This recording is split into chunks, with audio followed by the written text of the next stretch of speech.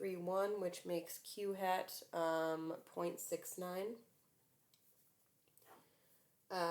Let's see, we want to be within 95% confident. I think we already figured out in example 1 that Z sub C is 1.96. Divide by the error, which is 0.03 squared. Always make sure that you write your error as a percent, not just a regular number. If you do the math on that, you end up with 913.02. That's how many people you need to ask minimum.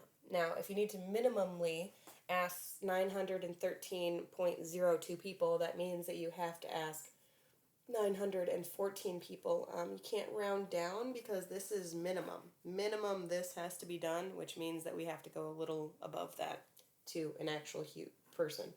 You can't just ask 0.02% or 0.02 of a person, 2% of a person, what their opinion is. You have to ask a whole person. Okay. Now, if you don't have any preliminary estimate, you're going to have to ask more people because you really don't know what the chances of your candidate are. So you're going to start with 50-50, which I'm disappointed to say because I'm sure you're delighted about that. It's not always 50-50, you monsters. If you multiply this out, you end up with 1,067.1 people, which again rounds up to 1,068 people, which is how many people you would have to ask to make sure that you get an answer. All right, your homework's at the bottom. Only 4 problems. So hopefully you have a nice weekend. You can knock those out pretty quick.